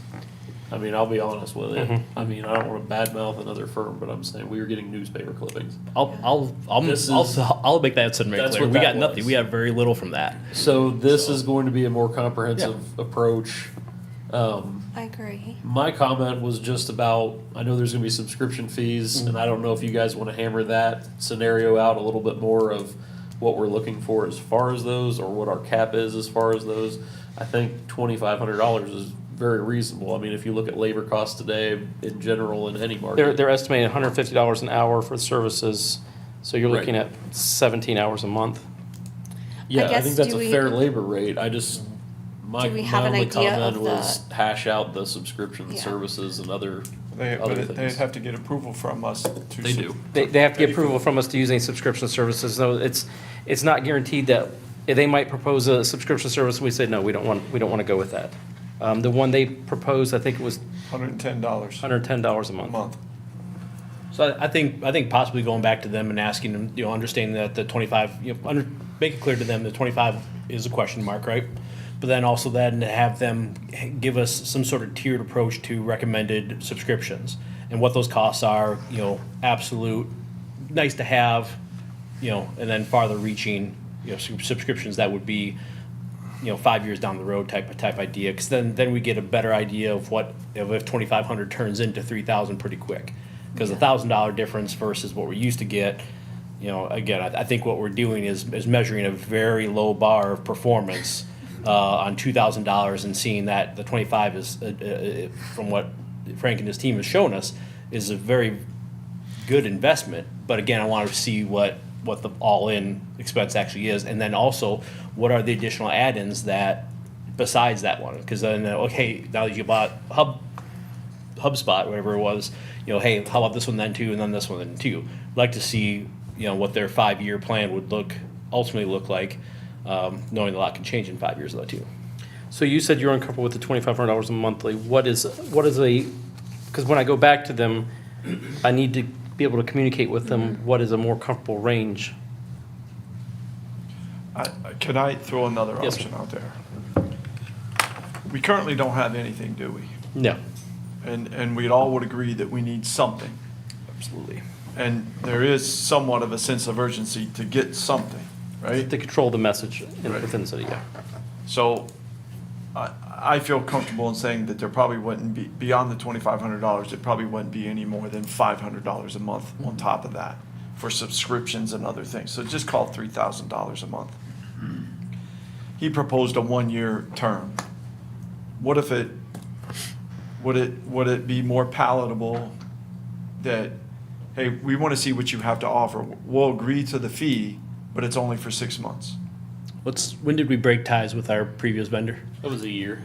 A year No, ago? we used her for 6 months. Oh, It wasn't even 6 No, months, we when- actually ended it early. Yeah. No, it felt like a year. How long have we been without her? Them. I believe we ended Ended that it contract, November, December. I think it was, November. So we're sitting on 6 months of not spending, right? Yes. Correct. Last time, in last year's budget, it was never actually appropriated for media relations. It came out of my stuff, I like- salary. But we like do that. have it appropriated I for like this that year. idea. We don't have it appropriated at this I- time, but we have Mr. The funds are Delaney there. has said that the funds are there to pay for this. So if we only propose that we need to move forward on it and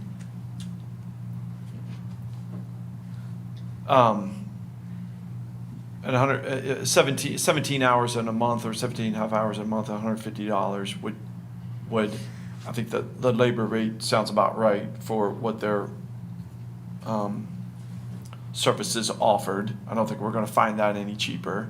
I don't know if 17 hours is enough of what we really need. Well, they're him to- estimating the first month, they're estimating 47 hours. Right. So if we cut the agreement to say just for 6 months, we're not on the hook for a year to paying for beyond that, and then we could see the product Reassess. and make an assessment for fiscal year '25 for the full 12 months of services. It gives us that opportunity to watch that team work. Because I do believe that we need it, and I don't want to nickel and dime over it either. What are your thoughts on just doing 6 months? I think that's better, just because it's hard to do without knowing what you're obligated to. And it, based off of a very short pitch that we heard earlier, not everybody on council got to hear the pitch. It sounded like, okay, we're gonna come in, we have a great team here, we have a framework of what we need, but there's gonna be other various platforms and CRMs and things that you have to subscribe to. And then all of a sudden, it's gonna be extra hours to monitor your subscriptions. And I don't want to overextend us. So I think a 6-month trial period's fine because we'll know what we're committing to. I mean, this could go from $2,500 a month to $6,000 in a hurry. Yeah. And then, based on our needs, and we do have a PR need. yeah, I mean, at previous spend, I mean, we're looking at a difference of $9,000 between the year that we would have spent with the previous vendor to the 6 months that we have. So again, the funds are there, and we get the trial, for lack of better words, for 6 months. And if they can turn around the product, that, I mean, can we ask for a 6-month initial term with a 12-month continuous term after that? Because then that allows us to earmark for 25, right? And I can tell you from experience, you're not gonna find anything cheaper. Oh, no. And the quality of what they're putting out for JYA is unbelievable. So what is the will of council on this? I would, the fee, I'm amendable to the fee and the 6-month term to try to So- find a happy median so that we're not overextending ourselves, that if Mr. C and his team fall flat on their face, So, and I think there needs to, I didn't really read the fine print about, can we, there should be language in there that we can sever the 6-month with or without calls, with a 10-day notice. There's no term in there right now. It's for Which sale technically, for. really, there's no term. We can go Yeah. month to month. Frank wears a pink sweater one day with the blue tie in here, and we don't like it. Sorry, we don't need your services anymore. You're done. Unacceptable. I'm not discounting the service that would be provided. I know that Frank would do a great job. I just want to make sure that it's an expenditure that the residents see value in before we commit to it. long-term, are you saying? Okay, so 6 months is, Can we do a 6-month, again, you know, a 6-month, I don't call trial period, but then a 6-month with a 12-month rider that says, you know, as long as services are performed, the 12 months rolls with it. Not necessarily a no. I wouldn't even commit to the 12 months that, Yeah. hey, we're trying you out for 6 months. I think knowing. if they Frank- prove their worth at 6 months, we're definitely going to want to continue it. I mean, the community will give feedback and we will Yes. know if it's Yeah. something that they want or if they don't see value in it, we'll know pretty quickly, I would assume. Okay. So I will go back to, well, I mean, council needs to make a motion what they want to do. If you guys want to do it for 6 months, then I'd go back to them 6 months, and then you want an opt-out. With 10-day notice, without calls. So in essence, it's really month to month. Okay. Okay. So do we have a motion? Is there anything else that we need to put in there?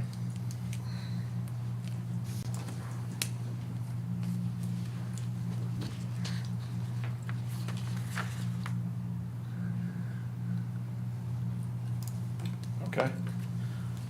You were gonna make a motion and I cut you off, sir. My apologies. I make a motion that we move forward with the contract that was provided us for master service agreement for a contract term of 6 months with a 10-day notice of cancellation without cause. Can I just add some legal jargon in there that? You sure can. Good deal. Just make the motion that, make the motion that you're instructing the city manager to enter into a contract with Frank Cia associated with all the items and terms set forth, as you just mentioned. Okay. I make the motion that the city manager enter into a contract with Frank Garcia Media for a 6-month term with a 10-day notice without cause of cancellation. Is that better? That works. So then those terms will be required as part of the contract, but other boilerplate we can do administratively. Okay. Second.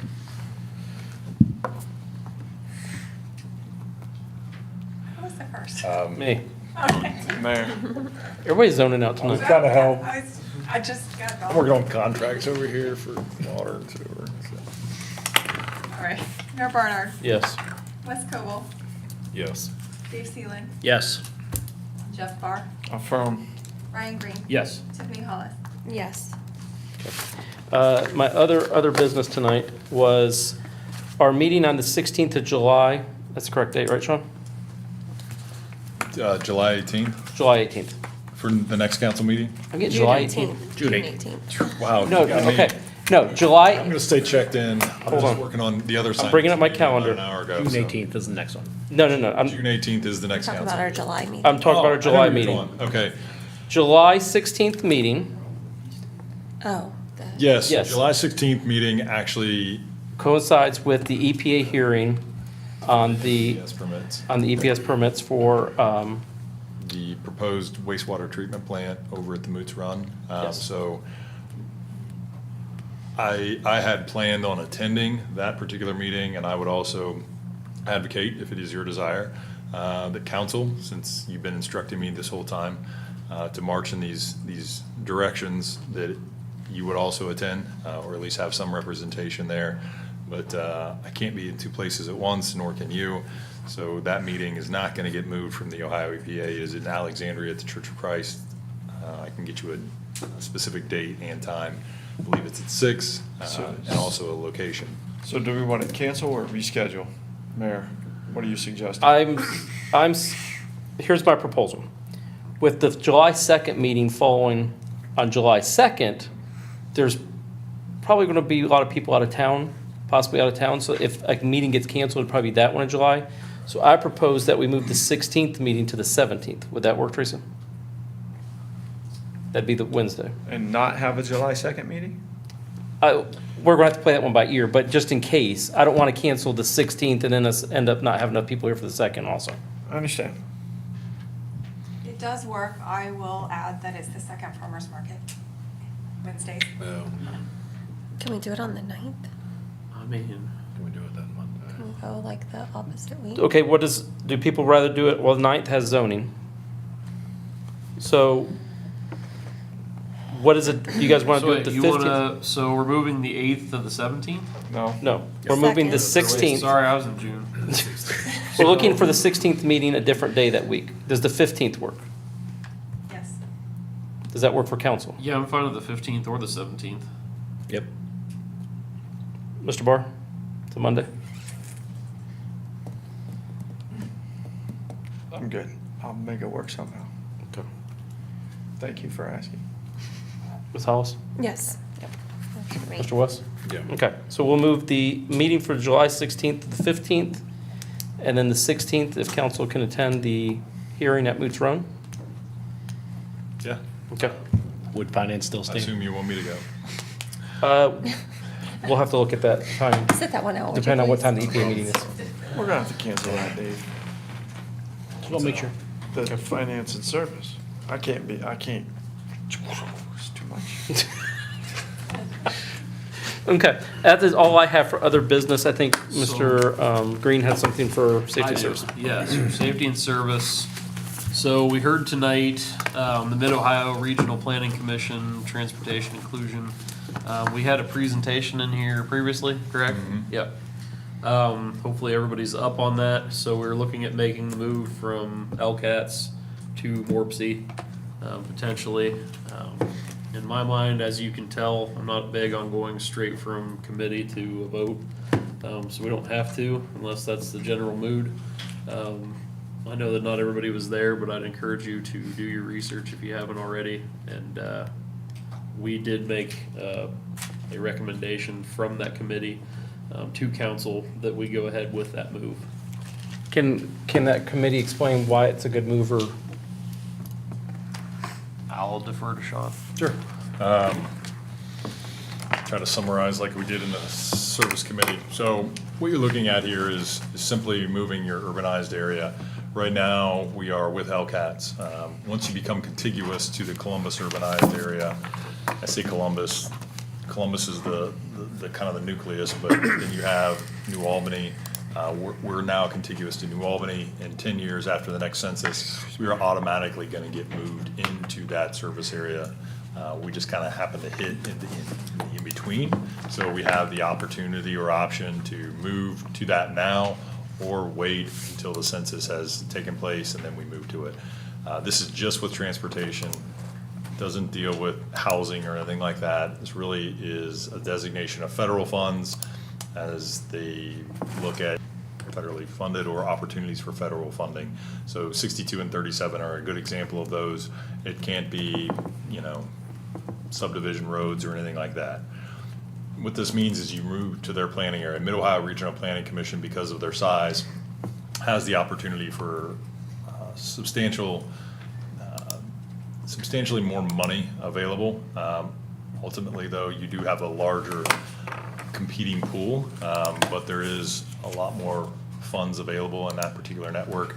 The other piece that I think hits home for myself, which is why I had Mid-Ohio Regional Planning Commission come in, was a lot of the planning efforts that we're currently doing are contiguous to the planning efforts that are happening in that direction.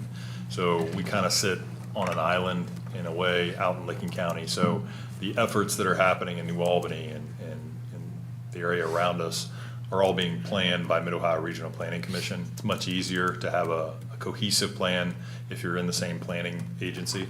So there's advantages there. Mid-Ohio Regional Planning Commission does have a significantly larger staff, not discounting the staff at LCATS. They do a tremendous job with the resources they have. So that's where I'm navigating. I think if we're going to have to be forced there at a later date, we might as well get there now. There's more upside potential. As far as relationships with Licking County, I think they generally understand this. Other municipalities have already transitioned that have been contiguous to Columbus, such as Pataskala, Etna. And so they've made that transition and move. And it's not something new to them, but we still will remain in good standing and good ties with Matt Hill down at LCATS. We'll also still be involved with the TID meetings. So I don't know that there's necessarily a downside, but there's potential for an upside from a planning and funding situation. Okay. What is the will of the service committee? What do you guys want us to do tonight? We made the recommendation to go forward with the move. Do you guys have a motion? I think, there's no rush. Okay. Right? So I think this is something that we, unless other council members say, hey, let's move forward with that, like Sean said, eventually we're gonna get there, but do you guys feel like you need more time to take a look at things and? I don't. Right. I fully support moving to Borpsey. I think we'd be doing a huge disservice by not working with Borpsey, Just putting it out there. I don't personally. disagree. That's Yeah. just my opinion. Like I said, I'm never a big fan from going straight from committee to a vote unless it's an emergency setting, so. I like Morpsey. I think they're going to do a much better job, but it's your committee, so I'd rather the motion come out of your committee than from another council member, so. You guys can wait on it, make a motion later, or you can make a motion tonight, so it's up to you guys. There will need to be a resolution that comes before you for it. Right. I think we wait for the resolution and then Okay. we'll make the vote then. Let's do it then. Sure.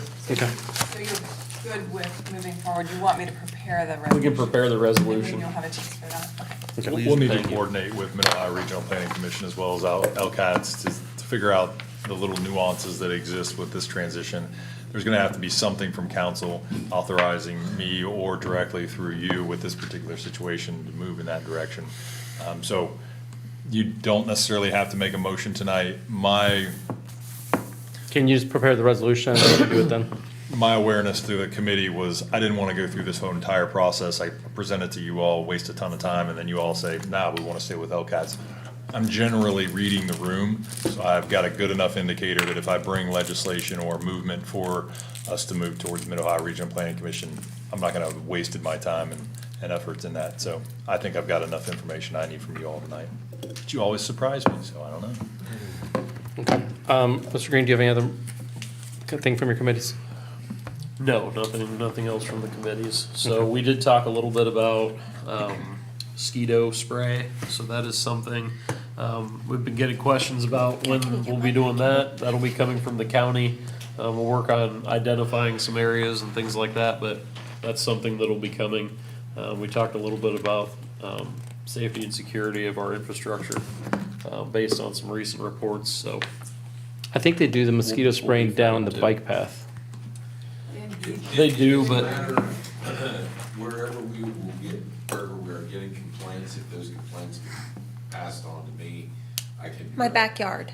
It's terrible. Okay, well, that's getting pretty specific. Gonna need you to abstain from that. Yeah, yeah, that'll look great to the county. And One recommend specific. The areas that we're getting complaints. Okay.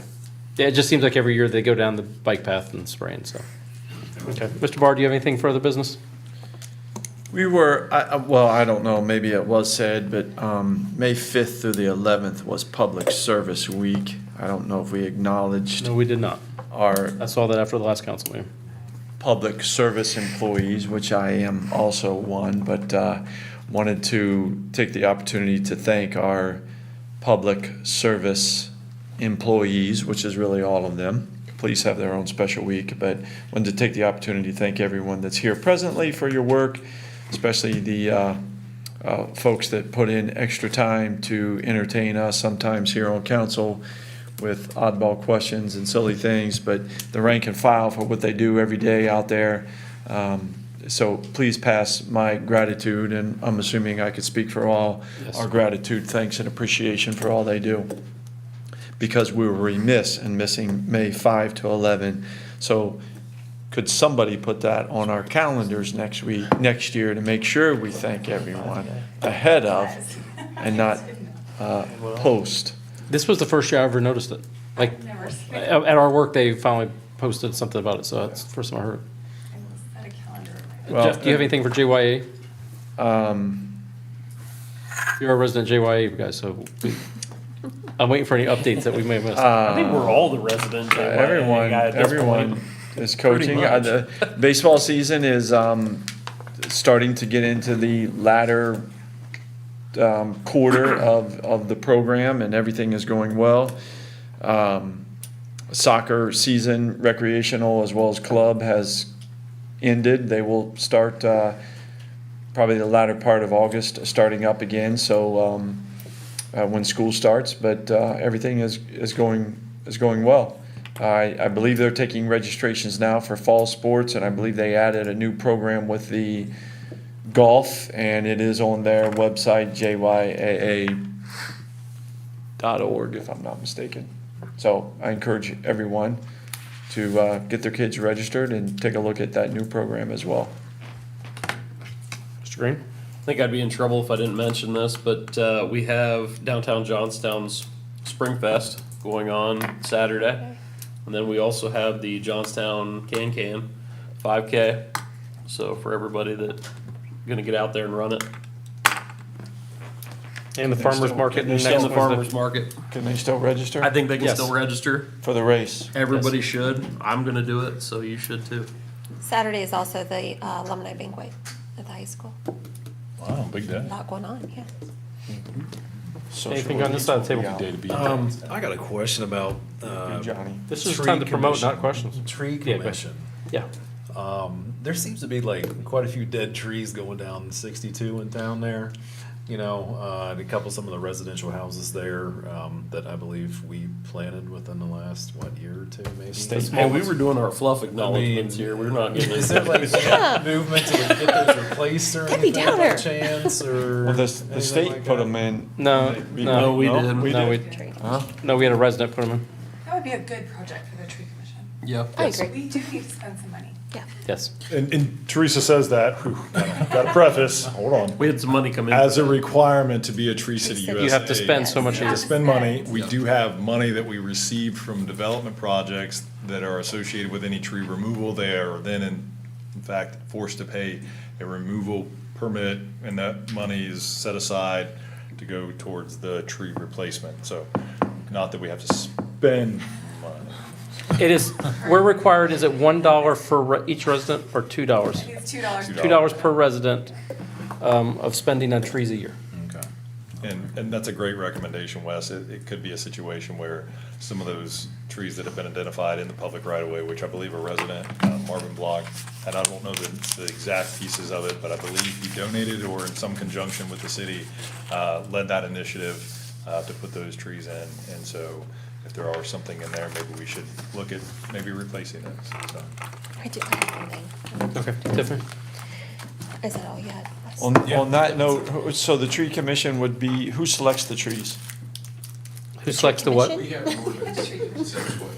What, right, there's certain type of Trees. right of way or street trees, whatever you want to call them, but also don't forget to have variety so that if you have disease, infestation, et cetera, not all are affected. Yes, they have a list of trees that are approved, and then there's a list of trees that if anybody who's ever wanted to plant a tree, there's a list of trees that Johnstown does not approve to be planted here. Right, but in that approved amount of trees, don't have a monoculture, meaning one, because infestation, disease, et cetera. Just reminding everyone, if they didn't know, you should have a variety.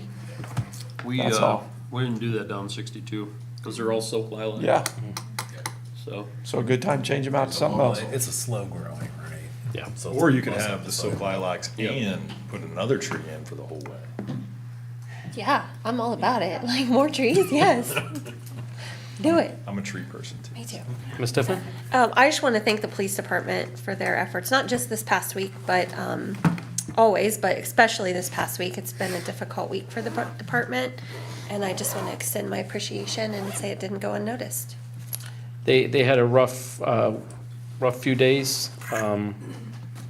There was some officers that had to burn uniforms from a situation, so they've had a rough few days. So we are, like Tiffany said, their work doesn't go unnoticed because there's no way I would do that job. Yeah. Dave? A couple things. To kind of piggyback off of what Mr. Barr was saying about athletics, Johnstown Elementary open gym for rising second and third graders. It alternates weeks for boys and girls. Actually starts this Friday at night, so it's a good opportunity for kids to kind of get together over the summer and play basketball or do stuff in the elementary gym. Post more information about that. Today, kind of something that a lot of people don't really spend a whole lot of time talking about, summer meals for elementary kids. The Johnstown School District put something out in relation to summer meals. Meals are free for children and teens, ages 18 and under. That information is on the local school district Facebook site to take advantage of some of those programs. Because obviously then kids don't get lunches and or breakfast. Breakfast is also an option here as well for the kids that are out of school.